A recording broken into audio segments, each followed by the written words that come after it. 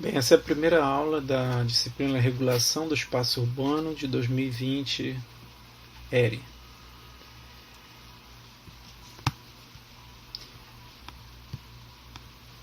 Ao observar essa imagem da cidade de Belém, por um lado, nós temos toda uma discussão sobre a possibilidade de ter uma integração social, ambiental, econômica, política e cultural dentro da discussão das cidades sustentáveis. Por outro lado, há todo um debate sobre o quanto a densidade, o tráfego, as políticas públicas e a acessibilidade podem ir ao encontro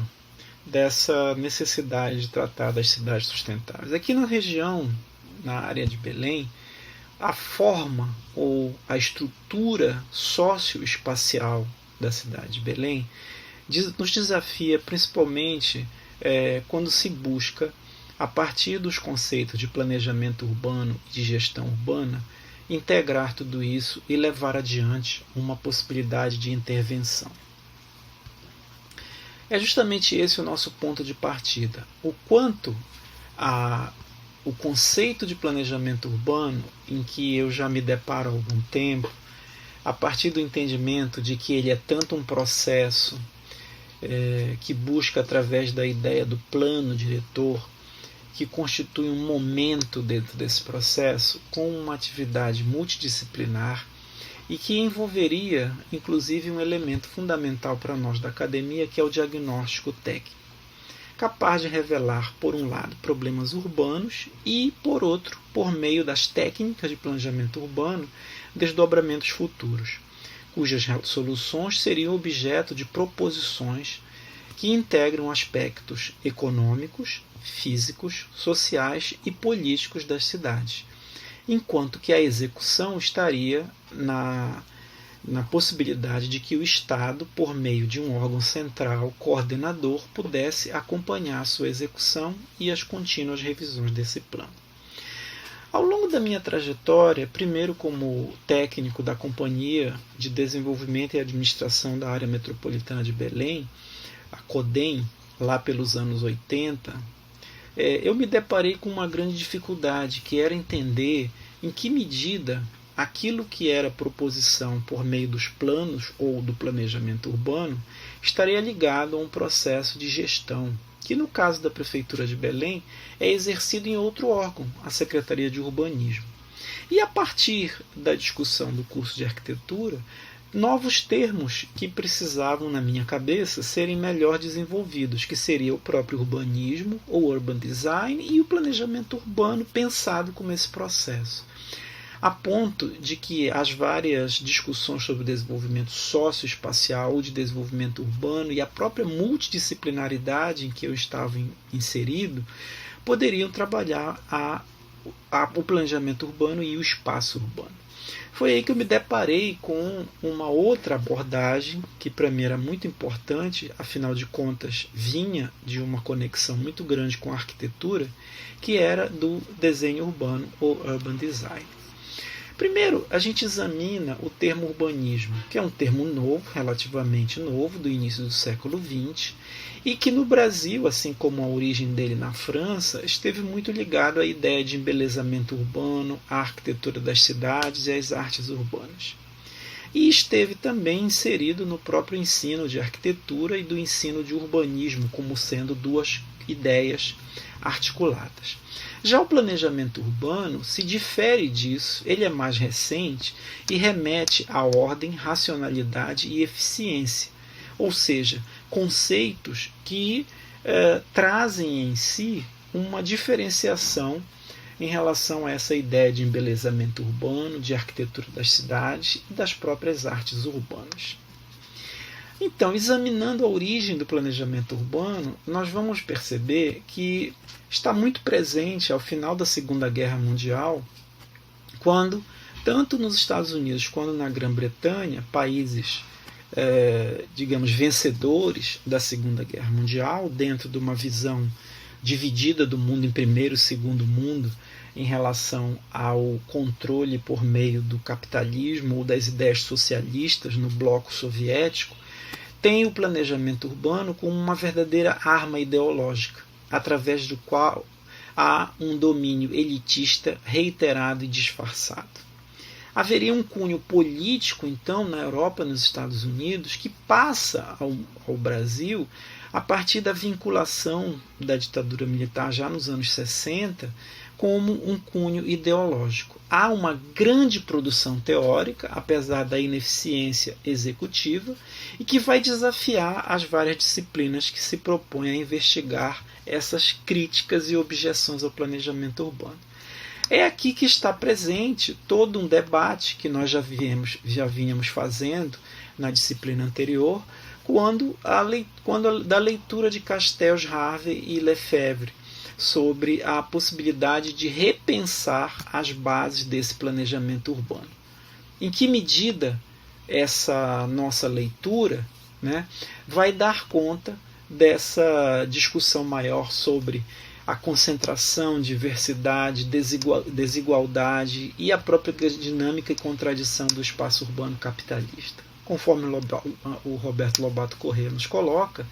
seria um espaço urbano capitalista fragmentado, articulado, o reflexo e condicionante social, cheio de simbolismos e campos de luta,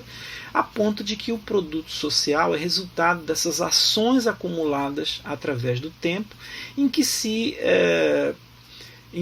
encontram agentes que produzem e consomem esse espaço e levam a uma dada organização espacial. Tá? É muito importante nesse processo a gente se dar conta de que essa organização espacial ela tem a lógica do capital como reflexo e condicionante social de uma sociedade desigual e contraditória. Há um verdadeiro paradoxo urbano, em que o espaço da cidade ele é um espaço de concentração de oportunidades e satisfação das necessidades básicas que passam pelas políticas de saúde, educação, saneamento, enfim, as outras, e a insalubridade ambiental e social revelada pela poluição, estresse e violência. Em que medida o planejamento urbano vai mediar e o planejador vai ter a condição de relacionar essa complexidade do espaço urbano através, ao mesmo tempo, da identificação da dimensão espacial, de uma organização espacial, da identificação de uso do solo, dos múltiplos agentes e da desigualdade ligada à dimensão social, assim como os problemas urbanos muito diversos e em grande quantidade. O planejamento e a gestão eficientes visam aquilo que o Marcelo Lopes de Souza chama a atenção para a gente do desenvolvimento socioespacial e que está relacionado às especificidades de cada espaço urbano num contexto global de sociedade capitalista que é contraditória, mas que tem um papel e uma estrutura de Estado no contexto dessa sociedade. Para isso eu provoco aqui essas duas imagens justamente para entender qual é essa dimensão social do espaço urbano, em que, por um lado, teria o potencial de apropriação de produção do espaço público relacionado a limites institucionais, à presença do Estado ou ao entendimento de uma dinâmica que pode ser representada das mais diversas formas. Aqui na imagem à esquerda, o que seria a possibilidade de entender os espaços construídos ou a malha urbana e os espaços naturais e sobre elas uma divisão administrativa. Aqui na imagem do lado direito, nós temos a representação utilizando uma das abordagens do desenho urbano que dizem respeito justamente à possibilidade de incorporar na análise quais seriam as características topológicas ligadas principalmente à possibilidade de existência de qualidades, né, voltadas aos atributos da própria forma desse espaço, que seria aqui a nossa representação dos espaços públicos por meio de linhas axiais, que depois a gente vai explorar melhor. As linhas mais quentes representam aquelas áreas ou aqueles espaços em que a probabilidade do encontro do aspecto mais gregário da cidade se dá em função das dimensões de localização e das conexões. É uma interpretação puramente topológica da relação entre os espaços, em que não guarda relações geométricas ou outras que depois nós podemos explorar. Dando uma observada nas várias nas várias abordagens das disciplinas, eu vou fazer aqui uma rápida retomada, uma revisão, para a gente tentar entender como é que se chega à ideia de regulação urbana, partindo dos elementos que vêm das várias disciplinas. A sociologia e o espaço urbano, a partir da identificação dos teóricos da cidade na sociologia, entendendo o fato urbano pelo seu contrário, o próprio fato rural, de Durkheim, Weber e Spencer, o aspecto ambiental diferenciador, passando por um determinismo ecológico da primeira escola de Chicago, e também passando pelo empirismo quantitativo, buscando trabalhar com a análise a partir de indicadores mensuráveis e a ótica mais prática da classificação baseados em indicadores. A análise do espaço urbano a partir de uma definição como expressão da estrutura social e através do estudo da sua produção pelos sistemas econômico, político e ideológico, bem como pela combinação desses elementos e das práticas derivadas.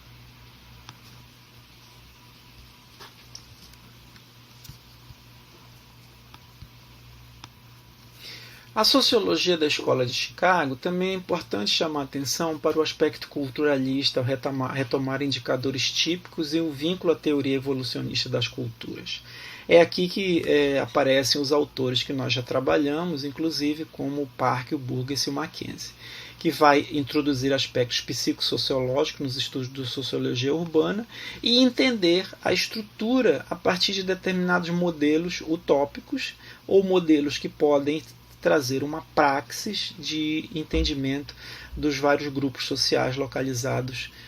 nas cidades. Já a economia, que traz uma interpretação mais abstrata do espaço urbano, em dois níveis de abordagem, a macro e a microeconomia. A macro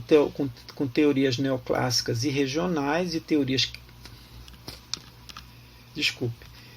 keynesianas do estado de bem-estar social, ligadas principalmente à discussão sobre a localização e a teoria do ciclo do produto em relação aos países desenvolvidos e no acesso ao conhecimento por outros países dentro dos blocos que nós já vimos do final da Segunda Guerra Mundial. Já a microeconomia ela é mais operativa e traz elaborações capazes de escrever a economia de forma material no próprio espaço. É aqui que a teoria de localização do capitalismo concorrencial vai entender o espaço urbano como um campo de tensões contínuos sobre a teoria da localização dos custos de transporte e do próprio preço fundiário do solo. Nos anos 20, a conjugação da economia e da sociologia por meio da Escola de Chicago trazem princípios da ecologia humana, os modelos e as formas de organização espacial e o urbanismo como forma de vida, que vai perpassar sobre aquelas discussões sobre modelos mais descritivos, a competição dos vários segmentos da população urbana, com a dominação de cada segmento em suas respectivas áreas naturais dentro da cidade, e a acomodação de um determinado grupo. É aqui que volta aquela colocação feita sobre o planejamento urbano dos autores como Castells e Harvey, que busca uma desestruturalização da análise e produção do espaço urbano na medida em que encaram o espaço urbano como produto social e os problemas urbanos como problemas relacionados com a dinâmica das relações de produção e a estrutura de poder na sociedade capitalista. É justamente neste momento que aquelas discussões sobre o quanto o planejamento urbano e o desenho urbano ou o abandono de uma visão de urbanismo mais embelezador e que seja mais decisivo no embate que se dá entre uma desideologização do estudo da cidade e uma politização dos estudos urbanos, trazem uma determinada denúncia para o planejamento como instrumento a serviço da manutenção do status quo capitalista. É aí que eu utilizo a colocação de Harvey quanto à tarefa do planejador, de contribuir para o processo de reprodução social e, ao fazê-lo, é equipado com poder vis-à-vis, em colocações inerentes à produção, manutenção e administração do ambiente construído, o que permite a ele ou ela intervir na ordem para estabilizar, criar condições para um crescimento equilibrado, para conter disputas civis e lutas de facções pela repressão, cooptação ou integração. As dinâmicas de acumulação e crescimento social são no sentido de criar tensões endêmicas entre o ambiente construído, como é e como deveria ser, quando os males que derivam do abuso do monopólio estatal podem rapidamente se tornarem difundidos e perigosos para a reprodução social. Ou seja, o papel do planejador e do próprio planejamento é tanto intervencionista quanto regulacionista, estatal, de estilo keynesiano, chamado por Frege de capitalistas coletivos, na medida em que vão estar dentro do entendimento dessas relações puramente capitalistas, mas que estão submetidas a uma possibilidade de alteração do status quo. Na minha trajetória, eu deparei, ao final do meu curso de graduação em arquitetura, com uma abordagem distinta do planejamento urbano sociológico economicista, que é justamente o desenho urbano, que vem dos países anglo-saxônicos, onde a ideia da regulação urbanística ou da possibilidade do planejamento trazer como elementos o processo, o projeto e lidar com estruturas socioespaciais em que dão forma e função muito distintos daquela discussão do movimento modernista, inaugurado por Le Corbusier e tendo como carta manifesto a Carta de Atenas, em que se questiona o quanto a realidade desses planos bidimensionais e as normas de planejamento abstratas que chegariam a um modelo de cidades muito próximo daquilo que a gente tem com Brasília, pudesse ter uma alternativa. Para isso eu utilizo o livro do Vicente Del Rio, que trata justamente da introdução do desenho urbano no processo de planejamento, por meio de uma discussão dos anos 60, que vocês vão ter acesso por meio da leitura desse livro, o contexto dessas mudanças disciplinares, tratando depois sobre a distinção entre planejamento urbano e arquitetura na emergência do próprio desenho urbano, a definição desse desenho urbano e o que para nós que é mais importante na disciplina, o processo de planejamento e desenho urbano, observando propostas metodológicas distintas. Para isso é muito importante a leitura do texto do grupo de análise da dimensão morfológica do processo de planejamento urbano de Brasília, que está disponível no material do Google Classroom. A proposta metodológica perpassa tanto as escolas de morfologia, de análise visual, de percepção e de comportamento ambiental, numa tentativa de implementar esse desenho urbano. Lá no livro vocês poderão ler com mais detalhe 3 experiências interessantes, uma de urbanização de favela, no caso da Maré, no Rio de Janeiro, o bairro de Fells Point, em Baltimore, nos Estados Unidos, e experiências mais recentes dos anos 80 no Rio de Janeiro. Essa imagem aqui eu coloquei como bem provocadora para tentar explicar qual é a representação ou como é que a gente vai buscar pensar melhor essa forma urbana submetida tanto às ideias de planejamento como de regulação da forma, né, justamente nesse negativo que seria representado pelo espaço público, que tem as seus próprios atributos, né? Seriam mais densos, menos densos, teria mais ortogonalidade, teria menos ortogonalidade, teriam mais eixos, teriam centralidades. Em que medida essa forma ela apoia a introdução de usos e da apropriação social desses espaços públicos. Então a nossa observação, o nosso foco é a possibilidade de que o planejamento e os instrumentos de desenho urbano, as várias abordagens desse planejamento, vão interferir nesse espaço de cinza mais escuro aqui. Para isso eu vou utilizar os critérios de análise do Marcelo Lopes de Souza no livro Mudar a Cidade, em que ele especifica são 8 critérios de análise para classificar e para buscar fazer uma tipologia de planejamento urbano e que perpassa inclusive as abordagens mais formais. Quais seriam os critérios de análise? O primeiro seria a identificação da ideia força central, a visão de mundo, o espírito da abordagem do planejamento urbano,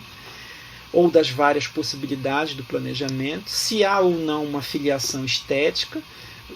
sobre a forma urbana nas proposições espaciais, qual é o estilo ou escopo desse planejamento, que teria, segundo ele, uma gradação que vai de um físico territorial ou social abrangente, como se fosse uma gradação. Qual o grau de interdisciplinaridade das várias disciplinas, que nós já observamos anteriormente em relação à sociologia, à economia, à própria arquitetura e as outras possibilidades. Qual é a permeabilidade em face à realidade? Ela é a priori ou ela é reconstrutivista na medida em que a realidade é novamente reinterpretada ao sabor da interdisciplinaridade ou da própria ideia-força do planejamento urbano? Qual é o grau de abertura para a participação? Seria uma aplicação de proposições já existentes anteriormente sobre o que seriam graus ou uma escada de participação popular, que já havia sido sistematizada anteriormente. Qual é a atitude frente ao mercado? O quanto a ideia de planejamento urbano, ainda ligada àquela discussão que eu mostrei anteriormente, relacionada à ideologia ou mercadificação do espaço, e por último, qual o referencial político-filosófico que iria de um ultraconservadorismo à superação do modelo social capitalista. Então nós vamos buscar aqui mostrar as várias abordagens concorrentes identificadas por Marcelo Lopes de Souza, iniciando pelo planejamento físico-territorial clássico, em que eu ilustro utilizando os mapas do plano diretor da Grande Belém dos anos 80, em que prima pela hierarquização de proposições do sistema viário e de gradações para a intensidade de uso e ocupação do solo. Aqui, como classificação, nós temos uma ordem e racionalidade. Ele é muito ligado ao modernismo enquanto filiação estética, mas que não chega a ser relevante, já que há uma abstração pela organização espacial no seu escopo, tem pouca interdisciplinaridade, já que busca principalmente uma ordem e uma racionalidade economista, tem uma permeabilidade em face à realidade do próprio urbanismo modernista e uma semi-priorística, na medida em que já tem um determinado modelo de cidade pré-determinado. Há uma pseudo-participação ou manipulação e não uma participação direta, enquanto atitude em face do mercado poderia ser tratado como moderado. Há uma domesticação do mercado, já que serve para a reprodução conjuntural de indivíduos e é útil ao sistema. O referencial político-filosófico é o do welfare state keynesiano, com um Estado forte intervencionista, em que esse planejamento físico-territorial clássico deve alcançar um rendimento melhor enquanto arcabouço para a localização de usos do solo, para o acesso de determinados grupos sociais a determinados pontos e prima principalmente pela eficiência dos deslocamentos. O planejamento sistêmico de enfoque racional é inaugurado a partir de uma revisão ou um detalhamento maior do que seria o planejamento do zoneamento ou o planejamento via zoneamento. Esse planejamento mais sistêmico teve influências aqui na região metropolitana de Belém, no plano diretor da geotécnica de 1980, em que o enfoque racional do planejamento sistêmico ele é empregado. Nós temos ainda como ideia-força a modernização da cidade com a racionalidade, tem uma filiação estética secundária, já que não é o principal, não é estritamente físico-territorial, na medida em que a ideia dos sistemas incorpora a localização de empregos, a localização de usos não residenciais, com uma grande interdisciplinaridade, principalmente pelas condições necessárias para que haja uma gestão, principalmente via taxação da propriedade. A permeabilidade em face à realidade, a do reconstrutivismo e a superação semi-apriorística muito positivista,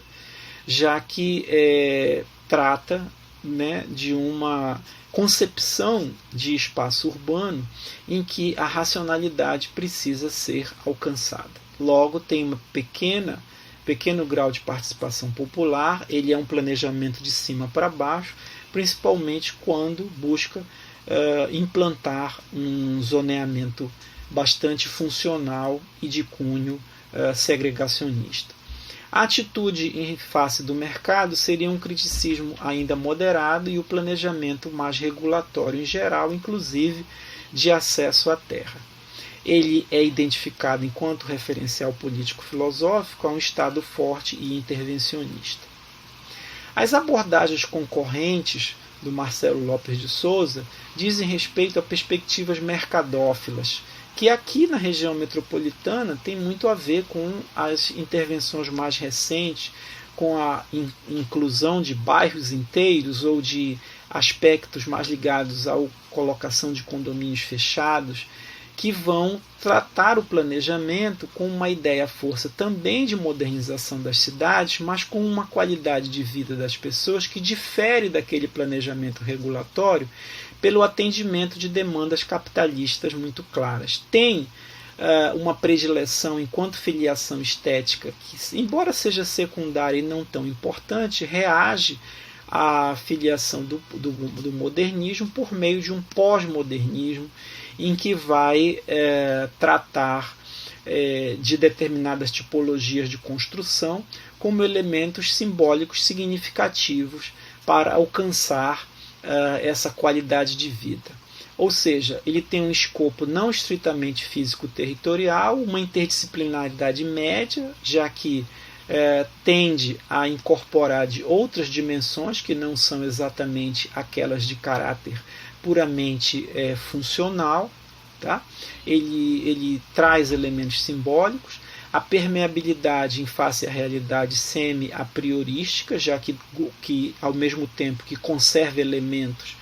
que são representativos, inclusive de cunho ambiental, mas que vão dialogar ou vão buscar estar presentes no agenciamento desses espaços. Tem pequena participação popular, ele é acrítico em face ao mercado, já que é um veículo do mercado, e tem como referencial político-filosófico o neoliberalismo.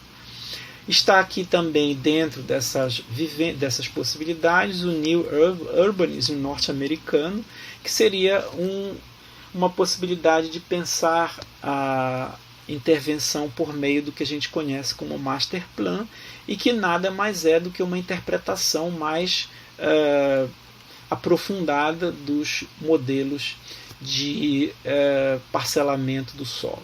A ideia-força seria uma compatibilização do crescimento e modernização da cidade com a preservação de valores comunitários e uma escala humana, muito próprios da filiação estética do pós-modernismo. Ele tem um escopo físico-territorial, pequena interdisciplinaridade, tem uma abordagem semi-apriorística da realidade, novamente, assim como o que nós mostramos anteriormente, guarda relações com os aspectos naturais, tem uma pseudo-participação, já que ela é voltada principalmente à possibilidade de ter uma regulação para a introdução de tipos arquitetônicos dentro desses espaços. Ele tem um criticismo muito moderado em relação ao mercado, principalmente pelo intermediário entre o planejamento regulatório e as perspectivas mercadófilas. E ele seria uma espécie de liberalismo de esquerda. O desenvolvimento urbano sustentável e o planejamento ecológico é identificado pelo Marcelo Lopes de Souza como uma das abordagens de planejamento urbano, principalmente a partir dos anos 90. A ideia força central seria o binômio modernização com sustentabilidade ecológica das cidades. Não tem filiação estética importante, não é estritamente físico-territorial, tem grande interdisciplinaridade própria da discussão do planejamento ou do desenvolvimento urbano sustentável. A permeabilidade em face à realidade é variável, é semi-apriorística, há uma postura mais propriamente científica que traz essa realidade. Teria grande participação popular, principalmente por colocar ao escrutínio das pessoas a possibilidade de entender e trazê-las como agentes desse planejamento sustentável. Tem um criticismo moderado ao estilo do planejamento regulatório em relação ao mercado e o referencial político-filosófico é de um liberalismo de esquerda ou uma social-democracia.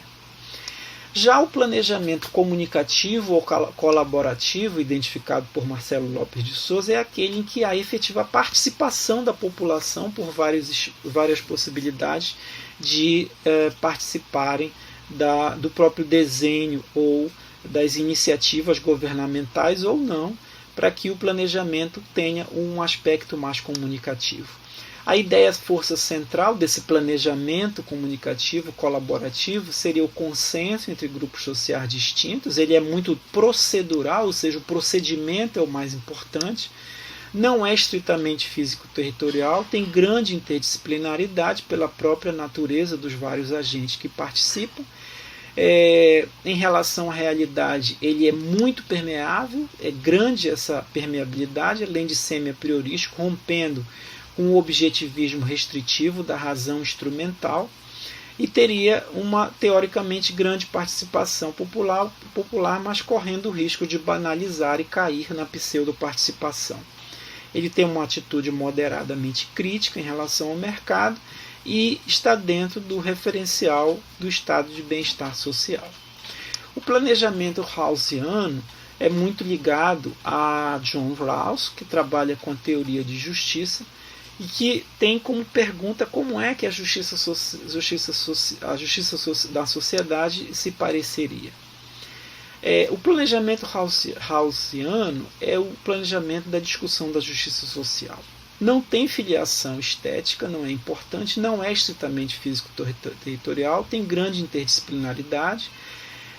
grande permeabilidade em face da realidade, seria uma pseudo-participação, tem um criticismo moderado em relação ao mercado e está ligado principalmente ao estado de bem-estar aprimorado nos marcos econômicos do capitalismo com uma variante social-democrata. E por último, a reforma urbana e os novos planos diretores, os orçamentos participativos, que são identificados por Marcelo Lopes de Souza dentro dessas várias abordagens do planejamento urbano como sendo aquele da justiça social, sem filiação estética, não estritamente físico-territorial, com grande interdisciplinaridade, grande permeabilidade em face da realidade. Ele é um pouco ambíguo em relação à participação, já que tende a ter uma tolerância com pseudo-participação. E em face ao mercado ele é bastante crítico e moderadamente crítico, e o referencial político-filosófico seria o socialismo democrático, mais ou menos participativo, compatível com o modelo capital socialista.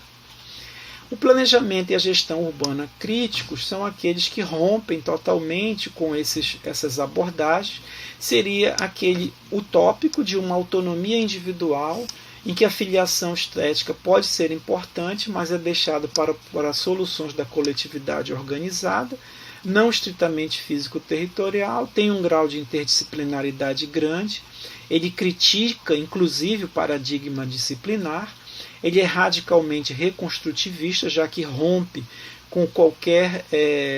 determinação que a própria realidade poderia trazer. Ele tem uma igualdade efetiva de participação nos processos decisórios e tem uma atitude em face ao mercado fortemente crítica, nos marcos de uma crítica do próprio modelo civilizatório capitalista. e o referencial político-filosófico é o de uma sociedade autônoma com uma socialização capaz de produzir indivíduos emancipados, conscientes e responsáveis. O meu objetivo de trazer essas várias abordagens é que a gente possa discutir em que medida o planejamento, o desenho urbano e a própria possibilidade de termos uma proposição estaria submetida a esse contexto, a essa espécie de panorama dos vários componentes que podem ajudar-nos a pensar esse planejamento urbano, a essa regulação urbanística que nós vamos perseguir aqui na disciplina. Terminamos aqui essa primeira.